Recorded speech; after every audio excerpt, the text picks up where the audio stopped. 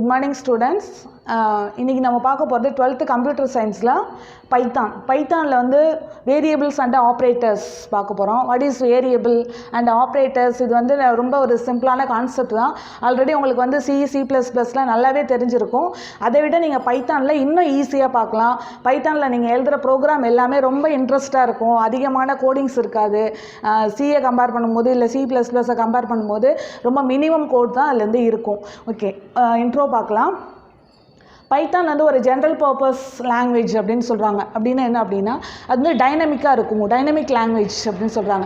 நமக்கு வந்து general purpose அது ஆப்ஜெக்ட் ஓரியன்டாகவும் நம்ம யூஸ் பண்ணிக்கலாம், ப்ரொசீஜர் ஓரியன்டாகவும் அது வந்து நம்ம யூஸ் பண்ணிக்க முடியும் அப்படின்னு சொல்கிறாங்க. நிறைய இப்போ ஆப்ஸ் எல்லாம் நிறைய டெவலப் ஆகுறது எல்லாமே வந்து எப்படி அப்படின்னு பார்த்தீங்கன்னா பைத்தான் லாங்குவேஜை யூஸ் பண்ணி தான் பண்ணுறாங்க. ஏன் அப்படின்னா நமக்கு வந்து கோட்ஸ் வந்து ரொம்ப கம்மியான கோட்ஸ் தான் இருக்கும், அதனால ஈஸியாக நம்ம வந்து ரீயூஸ் பண்ணிக்க முடியும்.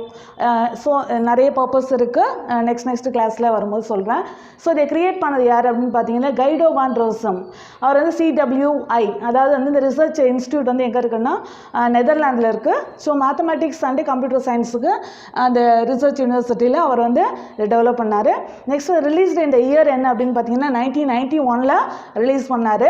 ஸோ எப்படி இந்த நேம் வந்து பைத்தான்கிற நேம் வந்து எப்படி அவருக்கு கொடுக்கணும்னு தோணுச்சு இந்த லாங்குவேஜ்க்கு அப்படின்னு பார்த்தாக்கா 17th செஞ்சுரிஸில் பார்த்தீங்க அப்படின்னாக்கா ஒரு பிபிசி அதில் வந்து ஒரு காமெடி சீரீஸ் வந்தது. என்ன அப்படின்னு பார்த்தீங்கன்னா மாண்டி பைத்தான் ஃப்ளையிங் சர்க்கஸ். அதில் வந்து அவர் ரொம்ப அடாப்ட் ஆகிட்டார்.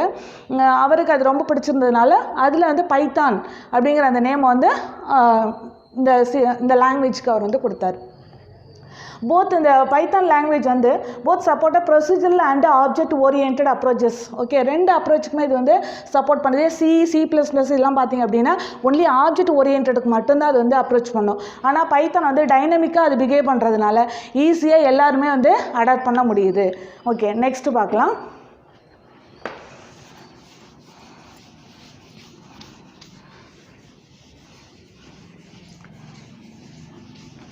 ஓகே, நம்ம ஏன் வந்து இந்த பைத்தான் லாங்குவேஜை வந்து நம்ம லேர்ன் பண்ணணும், ஏன் நம்ம வந்து இந்த பைத்தான் லாங்குவேஜ் வந்து லேர்ன் பண்ணணும், ஏன் இதை நமக்கு 12th சிலபஸாக கொடுத்துருக்காங்க அப்படின்னு பார்த்தீங்கன்னா உங்களுக்கு வந்து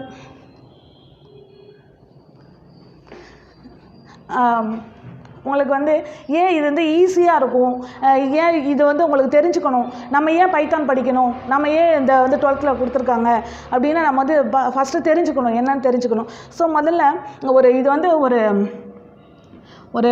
எப்படி சொல்கிறதுனா ஒரு ஹை லெவல் லாங்குவேஜ். இது வந்து நமக்கு வந்து பவர்ஃபுல் லாங்குவேஜ் அப்படின்னு சொல்லலாம். ஒரு பவர்ஃபுல்லான லாங்குவேஜ், ரொம்ப இன்ட்ரெஸ்டான லாங்குவேஜ். சி இப்போ ஃபார் எக்ஸாம்பிள் நான் C எடுத்துக்கிறேன், இன்னொரு சைடு நான் பைத்தான் எடுத்துக்கிறேன் அப்படின்னு நீங்கள் பார்த்தீங்க அப்படின்னா ரெண்டுக்குமே நம்ம வந்து டிஃப்ரென்ஸ் பண்ண முடியும். என்ன மாதிரி டிஃப்ரென்ஸ் எடுத்துக்கலாம் அப்படின்னா ஃபார் எக்ஸாம்பிள் நான் வந்து இன்டீஜரில் I = 10 அப்படின்னு ஒரு வேரியபிளை நான் டிக்ளரேஷன் பண்ணுறேன் Cயில் அப்படின்னு பார்த்தீங்கன்னா அதே I வேரியபிளில் நான் 10.8 அப்படின்னு ஒரு ஃப்ளோட் வேல்யூவை கொடுத்தேன் அப்படின்னா அது வந்து எடுத்துக்காது. அதே ஒரு I வேல்யூவில் நான் வந்து ஒரு ஸ்ட்ரிங்கை நான் கொடுக்குறேன் அப்படின்னா அது வந்து எடுத்துக்காது. ஏன் அப்படின்னா டேட்டா டைப் கம்பைலர் வந்து நமக்கு C++ல் ப்ரோக்ராமை ரைட் பண்ணிவிட்டு நம்ம கம்பைல் பண்ணி அதுக்கப்புறம் தான் ரன் பண்ணணும். இப்போ கம்பைல் பண்ணும்போது உள்ளே போயிட்டு நம்ம டிக்ளரேஷன் பண்ணி அதை அசைன் பண்ணியிருக்க அந்த வேல்யூ அந்த வேரியபிளுக்கு கரெக்டாக மேட்ச் ஆகுதா, என்ன டேட்டா டைப்பில் இருக்குது. இப்போ இன்டீஜர்னால் இன்டீஜர் வேரியபிளை மட்டும்தான் எடுத்துக்கும், அதே கேரக்டர்னா லெட்டர்ஸ் மட்டும்தான் எடுத்துக்கும். ஸோ இது வந்து நம்ம வந்து ப்ராப்பராக அசைன் பண்ணணும். ஆனால் பைத்தானில் நமக்கு தேவையில்லை. ஸோ நீங்கள் எப்படி கொடுத்தாலும் இதில் வந்து இன்டீஜர் டேட்டா டைப்பை மட்டும்தான் எடுத்துக்கும், மற்ற ஃப்ளோட்டில் கொடுத்தா இல்லை ஸ்ட்ரிங்கில் கொடுத்தா அதை கன்வெர்ட் பண்ணாது. அதே பைத்தான் லாங்குவேஜில் நீங்கள் எப்படி கொடுத்தாலும் நீங்கள் வந்து இன்டீஜர் டேட்டா டைப்பு தேவையில்லை. நீங்கள் ஃபார் எக்ஸாம்பிள் I = 10ன்னு கொடுத்துட்டு நான் Iயில் வந்து ஃப்ளோட்டில் ஒரு வேல்யூவை நான் டிக்ளேர் பண்ணியிருக்கேன், இல்லை நான் ஸ்ட்ரிங்கில் ஒரு வேல்யூவை டிக்ளேர் பண்ணியிருக்கேன் அப்படின்னாலும் அது ஈஸியாக வந்து ரன் டைமில் எஃபிஷியண்ட்டாக ஹேண்டில் பண்ணிக்கும். ஸோ இதெல்லாம் வந்து ஒரு இம்பார்ட்டண்ட்டான விஷயம். இதே நீங்கள் வந்து Cயில் பார்த்தீங்கன்னா ஜஸ்ட் ஒரு சிங்கிள் ஸ்டேட்மெண்ட்டை எக்ஸிக்யூட் பண்ணணும் அப்படின்னா நான் என்ன பண்ணணும் அப்படின்னா நான் ஹெட்டர் ஃபைல் எழுதணும், அதுக்கு அடுத்தது மெயின் ஃபங்க்ஷன் எழுதணும், void main ஃபங்க்ஷன் எழுதணும், அதுக்கு அடுத்தது உள்ளே வந்து ஒரு printf ஸ்டேட்மெண்ட் எழுதணும், இதுக்குள்ளே நான் வந்து ஹலோ அப்படின்னு நான் எழுதுறேன் அப்படின்னா இப்படி ரைட் பண்ணிவிட்டு செமிகோலன் கொடுக்கணும், அப்புறம் ரிட்டர்ன் கொடுக்கணும். இதை கொடுத்து க்ளோஸ் ப்ராக்கெட் ஓப்பன் ப்ராக்கெட் இந்த மாதிரி நான் நிறைய கோட்ஸு இதெல்லாம் கொடுத்ததுக்கப்புறம் தான் நம்ம கொடுத்துருக்க இந்த சிங்கிள் அந்த வேர்டு வந்து உங்களுக்கு டிஸ்பிளே ஆகும். ஆனால் பைத்தானில் இதெல்லாம் தேவையே கிடையாது. ஜஸ்ட்டு நீங்கள் வந்து பிரிண்ட்டுன்னு ஒரே ஒரு ஸ்டேட்மெண்ட் கொடுத்தா போதும். பிரிண்ட்டுன்னு கொடுத்து அதில் நீங்கள் வந்து ஹலோ அப்படின்னு கொடுத்தீங்கன்னா போதும். செமிகோலன் தேவை கிடையாது. அப்படியே உங்களுக்கு எக்ஸிக்யூட் ஆகிடும். ஸோ இது வந்து நான் கம்பேர் டு C++ கம்பேர் பண்ணும்போது ரொம்ப ஈஸியாக இருக்கும். நீங்கள் ப்ரோக்ராம் எழுதும் போது நிறைய பராந்திசிஸ் அது இந்த மாதிரியான டிஸ்டர்பன்ஸ் உங்களுக்கு இருக்காது. ரொம்ப ஈஸியாக இருக்கும். கூகுளில் பார்த்தீங்கன்னா இந்த வெப் சர்ச்சிங் டெக்னிக்ஸ் எல்லாமே பைத்தானை யூஸ் பண்ணி தான் வந்து க்ரியேட் பண்ணியிருப்பாங்க. யூடியூபோட பிளாட்ஃபார்ம் கம்ப்ளீட்டாகவே பைத்தான் தான். நெக்ஸ்ட்டு இமேஜ் ப்ராசஸிங் இந்த மாதிரி நிறைய விஷயங்கள் எல்லாத்துலேயுமே பைத்தான் தான் ஹை லெவலில் டெவலப் ஆகிட்டுருக்கு. இப்போ வெப் டெவலப்பிங் ப்ராசஸுக்கும் வந்து பைத்தான் தான் யூஸ் பண்ணுறாங்க. நெக்ஸ்ட்டு இந்த பைத்தான் ப்ரோக்ராமை எப்படி எழுதுறது, என்னென்னலாம் அந்த பைத்தான் ப்ரோக்ராமுக்கு நமக்கு தேவை அப்படின்னு பார்த்தீங்கன்னா, ஃபர்ஸ்ட் ஒன்று இன்புட் அண்ட் அவுட்புட் ப்ராசஸ் அப்படின்னு. ஓகே, 2 டைப்ஸ் 2 மெத்தட்ஸில் நம்ம வந்து பைத்தான் ப்ரோக்ராமிங்கை ரைட் பண்ணலாம். வாட் ஆர் த 2 மெத்தட்ஸ் அப்படின்னு பார்த்தீங்கன்னா, modes 2 types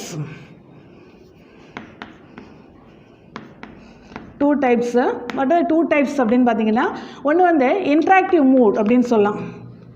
interactive mode. Another ஒன்று ஸ்கிரிப்ட் மோட். இப்போ வாட் இஸ் இன்ட்ராக்டிவ் மோட்னா என்ன அப்படின்னு பார்த்தீங்கன்னா, இந்த இன்ட்ராக்டிவ் மோட் வந்து என்ன பண்ணோம் அப்படின்னா, ஒரு சிம்பிளாக ஒரு கால்குலேட்டர் எப்படி நமக்கு வந்து இம்மிடியேட்டாக ரிசல்ட்டை கொடுக்குது. நீங்கள் ஒரு 2 வேரியபிள்ஸ் ஆட் பண்ணிட்டு நம்பர்ஸ் ஆட் பண்ணணும் அப்படின்னா, இல்லை ஏதாவது ஒரு ஸ்டேட்மெண்ட்டை எக்ஸிக்யூட் பண்ணணும் அப்படின்னா இப்போ கால்குலேட்டர் வந்து இம்மிடியேட்டாக நமக்கு ரிசல்ட்டை கொடுக்கும். அதே போல் இங்கே வந்து என்ன இன்ட்ராக்டிவ் மோடில் இன்டரப்டர் என்ன பண்ணோம் அப்படின்னா, டைரெக்டாக நீங்கள் கொடுத்துருக்க அந்த கமெண்ட்டை இம்மிடியேட்டாக டிஸ்பிளே பண்ணிவிடும். ஸோ இது வந்து இன்ட்ராக்டிவ் மோடு. ஓகேவா, இந்த டைப்பில் சொல்லலாம். நெக்ஸ்ட்டு ஸ்கிரிப்டிவ் மோட் அப்படின்னா என்ன அப்படின்னு பார்த்தீங்கன்னா, நம்ம பைத்தான் ஃபைலை வந்து ஓப்பன் பண்ணணும். இப்போ பைத்தான் எப்படி நம்ம ஓப்பன் பண்ணணும் அப்படின்னு பார்த்தீங்கன்னா, நம்மளோட டெஸ்க்டாப்லேயே வந்து ஐக்கானாக இருக்கும். IDLE பைத்தான் ஐக்கான் அப்படின்னு இருக்கும். நீங்கள் அந்த ஐக்கானை போயிட்டு டபுள் கிளிக் பண்ணினீங்கன்னா உங்களுக்கு வந்து விண்டோ ஓப்பன் ஆகும். அப்படி இல்லை அப்படின்னா நான் ஸ்டார்ட்டு ஆல் ப்ரோக்ராம்ஸ் அது பைத்தான் 3.x IDLE பைத்தான் 3.xன்னு கொடுத்தீங்கன்னா உங்களுக்கு வந்து அந்த பைத்தான் விண்டோ ஓப்பன் ஆகும். அந்த விண்டோவில் உள்ளே போயிட்டு ஃபைலில் நியூ கொடுத்தீங்கன்னா உங்களுக்கு நியூ பேஜ் ஓப்பன் ஆகும். அதில் நீங்கள் பைத்தானை வந்து ப்ரோக்ராமை டைப் பண்ணிவிட்டு நெக்ஸ்ட்டு சேவ் பண்ணணும். பைத்தானை சேவ் பண்ணணும். சேவ் பண்ணும்போது .py அப்படின்னு சேவ் பண்ணணும். ஆக்சுவலாக இங்கே என்னென்னா, நம்ம வந்து .py கொடுத்து தான் சேவ் பண்ணணும் அப்படிங்கிறது கிடையாது. டிஃபால்ட்டாகவே நீங்கள் வந்து நேம் கொடுத்து சேவ் பண்ணும்போதே .pyன்னு அந்த எக்ஸ்டென்ஷன் வந்து டிஃபால்ட்டாகவே சேவ் ஆகிக்கும். பைத்தான் ஃபைல்ஸாக தான் அது வந்து சேவ் ஆகிக்கும். ஸோ இது ஒன்றும் ப்ராப்ளம் கிடையாது. இந்த ஸ்கிரிப்டிவ் மோடில் நீங்கள் வந்து ப்ரோக்ராமை ரைட் பண்ணலாம், எடிட் பண்ணலாம், க்ரியேட் பண்ணுறது. ஸோ இந்த எல்லாமே நம்ம பண்ணுறது வந்து ஸ்கிரிப்டிவ் மோடில் தான். ஸோ இந்த ப்ரோக்ராமை நீங்கள் ரைட் பண்ணிவிட்டு நெக்ஸ்ட்டு நீங்கள் போய் ரன் பண்ணணும். ஃபார் எக்ஸாம்பிள் நீங்கள் ரன் பண்ணணும் அப்படின்னா நீங்கள் வந்து ரன்னில் போயிட்டு ரன் மாடியூல் போகலாம்.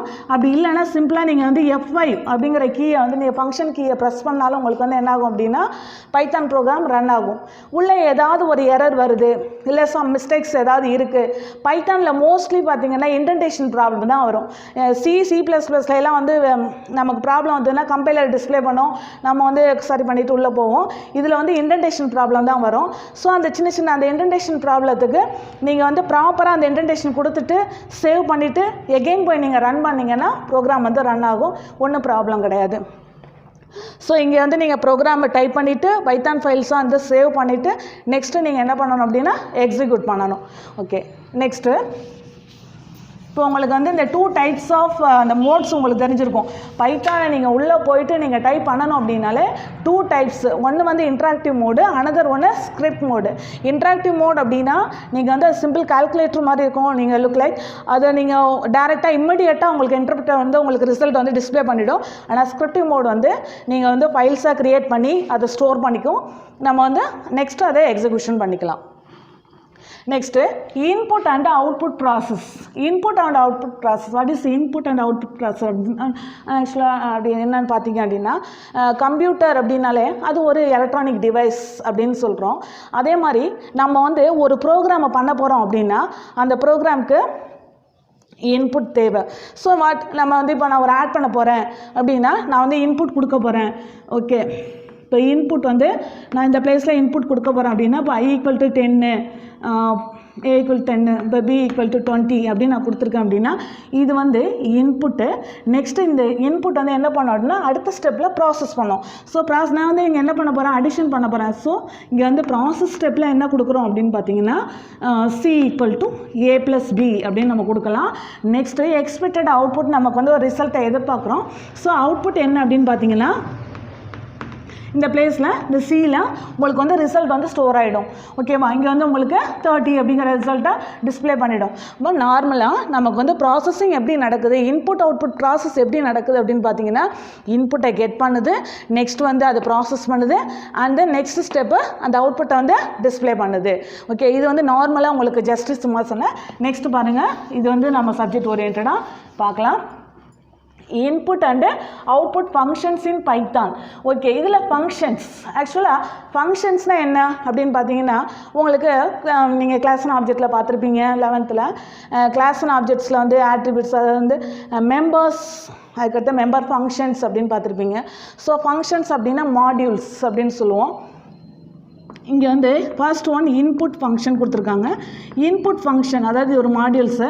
ஸோ இந்த ஃபங்க்ஷனில் யூஸ் பண்ணி தான் நம்ம வந்து வேரியபிளை, அதாவது ரன் மோடில் இன்புட்டை கெட் பண்ணுறதுக்கு நம்ம வந்து இன்புட் ஃபங்க்ஷனை யூஸ் பண்ணுறோம். வேரியபிள் அதாவது 2 மெத்தட்ஸில் நம்ம வந்து இன்புட்டை கொடுக்கலாம். ஃபார் எக்ஸாம்பிள் நான் வந்து கான்ஸ்டண்ட்டாக 2 வேல்யூஸை கொடுக்குறேன் அப்படின்னா அது அசைனிங் மெத்தடில் நான் வந்து என்ன பண்ணலாம், வேல்யூவை கொடுத்து அசைன் பண்ணிவிட்டு நான் அந்த ப்ரோக்ராம் பண்ணலாம். இல்லை எனக்கு வந்து ரேண்டமாக சேஞ்ச் ஆகும், நான் எப்போ நான் வேல்யூஸ் சேஞ்ச் பண்ணி கொடுப்பேன் அப்படின்னும் போது நம்ம என்ன பண்ணலாம் அப்படின்னா இன்புட் ஃபங்க்ஷனை யூஸ் பண்ணி நீங்கள் வந்து ரன் டைமில் வேல்யூவை வந்து கெட் பண்ணிக்கலாம். ஸோ இந்த மெத்தட் தான் நமக்கு ஈஸியாக இருக்கும். பாருங்கள், நெக்ஸ்ட்டு இங்கே வந்து நம்ம வேரியபிள், இது வந்து சின்டாக்ஸு, வேரியபிள் = இன்புட்டு, நெக்ஸ்ட்டு ஒரு கமாண்ட் ப்ராம்ப்ட் நம்ம கொடுக்குறோம். கமாண்ட் ப்ராம்ப்ட் ஆர் ஸ்டேட்மெண்ட் கொடுக்கலாம். ஏன் அதை ஸ்டேட்மெண்ட் சொல்கிறோம் அப்படின்னு பார்த்தீங்கன்னா இன்புட்டை நம்மள்கிட்ட வாங்குது அப்படின்னா ஒரு ஸ்டேட்மெண்ட்டாக தான் கேட்கும். அதாவது enter your name, enter your mark, அதுமாரி ஸ்டேட்மெண்ட்டாக கொடுக்கும்போது தான் நம்ம வந்து ஒரு இன்புட்டை அசைன் பண்ண முடியும். எப்படி இன்புட்டு கொடுக்குறோம் அப்படின்னா இந்த variable is the identifier. So input is the type, data type, நம்ம வந்து என்ன டைப்பில் இன்புட் கொடுக்க போகிறோம். ஸோ கமாண்ட் ப்ராம்ப்டில் நம்ம உள்ளே கொடுத்துருக்க அந்த ஸ்டேட்மெண்ட். ஓகேவா, அங்கே நீங்கள் என்ன வேணாலும் கொடுத்துக்கலாம். ஒரு நேமை வாங்குறீங்க அப்படின்னா என்டர் யுவர் நேம் அப்படின்னு கொடுக்கலாம். ஃபார் எக்ஸாம்பிள் பாருங்கள், இங்கே வந்து எனக்கு வந்து ஒரு நேம் வேணும். ஸோ நான் நேம்னு கொடுத்துருக்கேன், வேரியபிள் வந்து நேம்னு கொடுத்துருக்கேன். இன்புட்டு கொடுத்துட்டு இங்கே வந்து enter your name.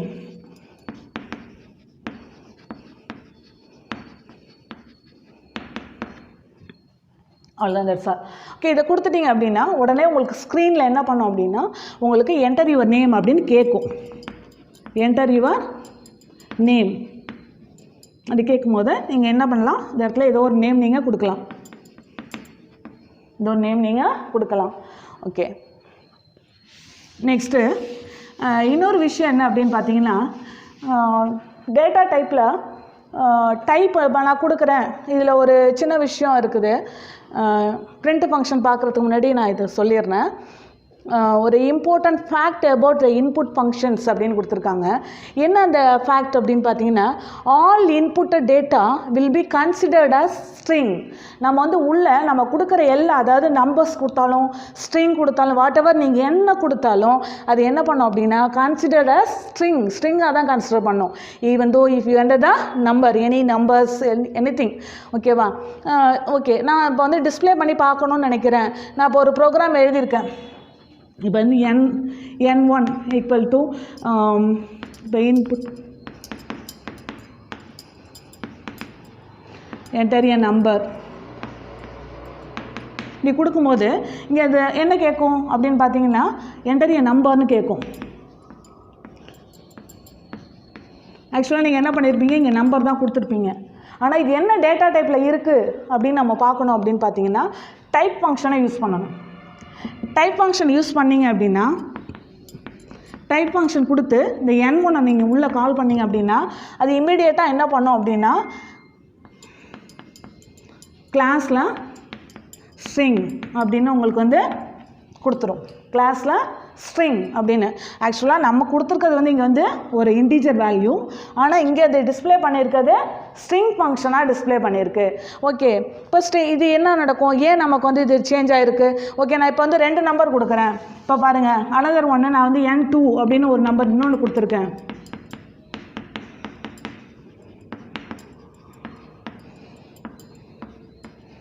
Another number நான் கொடுத்துருக்கேன். இப்போ இந்த 2 நம்பரையுமே நான் என்ன பண்ணணும் அப்படின்னா எனக்கு வந்து ஆட் பண்ணணும்.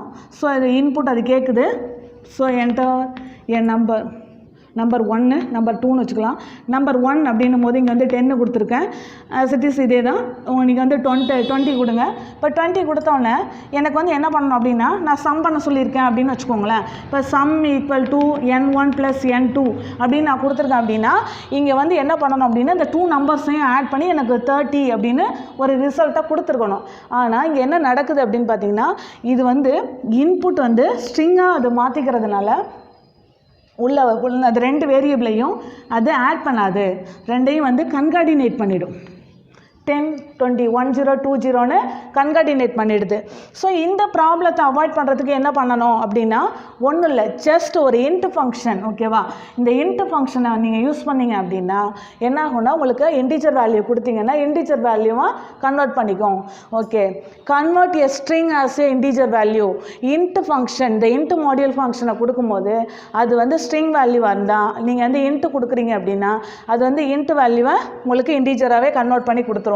ஏன்னா டிஃபால்ட்டாக உங்களுக்கு வந்து ஆல் இன்புட் வேல்யூஸாக ஸ்ட்ரிங் அப்படின்னு இருக்குது. ஸோ நம்ம வந்து இங்கே இன்புட் ஃபங்க்ஷன் கொடுத்து நீங்கள் என்ன பண்ணலாம், இன்ட் ஃபங்க்ஷன் கொடுத்து சேஞ்ச் பண்ணிக்கலாம். எப்படி கொடுக்கலாம் அப்படின்னு பார்த்தீங்கன்னா N1 = இங்கே இன்ட்டு கொடுத்து இன்னொரு ப்ராக்கெட், அவ்வளோதான்.